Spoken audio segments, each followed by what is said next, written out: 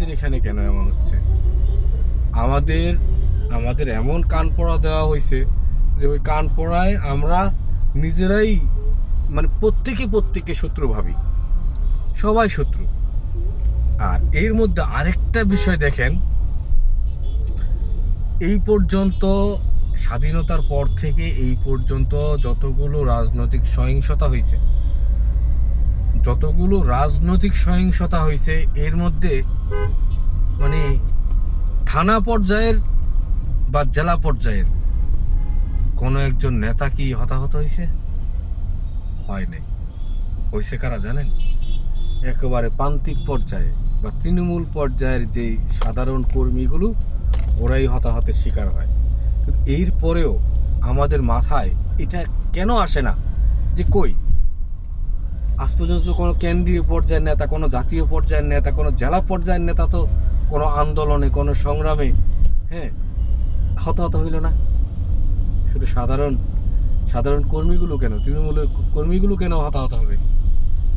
আপনাদেরকে এমনভাবে brain wash করছে যে আপনার অপোজিশনে যারা আছে সবাই শত্রু।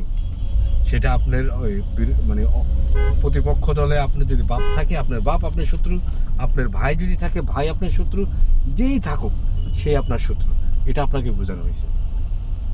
কিন্তু দিন শেষে যারা নীতি নির্ধারণী পর্যায়ের নেতা যারা আছে তারা ঠিকই একজন আরেকজনের সাথে আলিঙ্গন করছে, গলাগুলি করছে, কুশল বিনিময় করছে, একসাথে বসে চা খাচ্ছে, ডিনার করছে, শুধু কেবল কামড়াকামড়ি, মারামারি, কিলাকিলি করছেন আপনারা সাধারণ যারা আছেন তারা। তো এটা কোনোভাবে আমরা কামনা করি না। এটা এই সংস্কৃতি থেকে যদি আপনি বের হয়ে না আসতে পারেন বা আমরা যদি বের হয়ে না আসতে পারি, আমাদের অগ্রগতি দিবাস্বপ্ন। এটা লিখে রাখেন, দিবাস্বপ্নের মতো আমাদের অগ্রগতি জুড়ে থাকবে। মানে ওই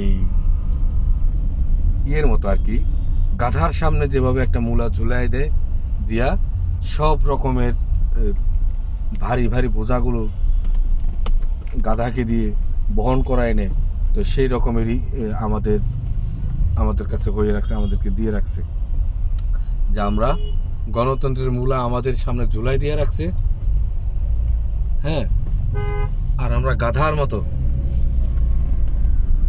ওটা ধরার চেষ্টা করতেছি, কিন্তু ওটা বাইরে রাখছে পিঠে বাইরে রাখলে ওটা আপনি খাইবেন কেমনে? আপনি সামনে আগাবেন, ওই মূলাও সামনে আগাবে। এটা বুঝতে হবে ব্রো, বুঝতে হবে। এই মূলা আমাদেরকে খেতে দেবে না। মূলা শুধু কেন আমাদেরকে দেখাবে। এই দেখতে দেখতে এটা ছুঁতে আমরা এক সময় শেষ পর্যায়ে চলে যাব। তো যাই হোক, মূল কথা হচ্ছে এই দেশটা আমাদের, এই দেশটা আমার, এই দেশের কোনো ক্ষতি হতে দেব না।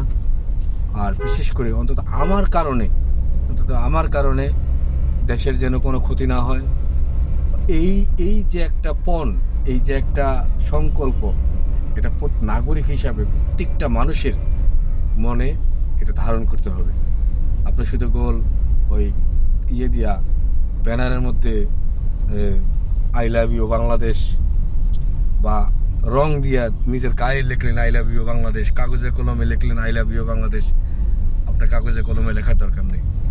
আপনি মনে রাখেন যে হ্যাঁ, এটা আমার দেশ, আমি আমার দেশকে ভালোবাসি। বাস, বাদ বাকি আপনার কাজে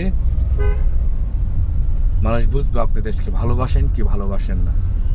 দেশ আপনাকে কি দিল ওটা বড় বিষয় না, আপনি দেশকে কি দিলেন সেটা বড় বিষয়।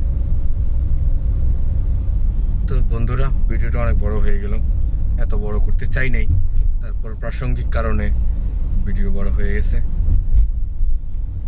যাই হোক, যারা আমার নিয়মিত ভিডিওগুলো দেখেন, আশা করব আপনারা ভিডিওটা শেয়ার করে দিবেন এবং লাইক কমেন্ট করবেন কে কোথা থেকে দেখছেন।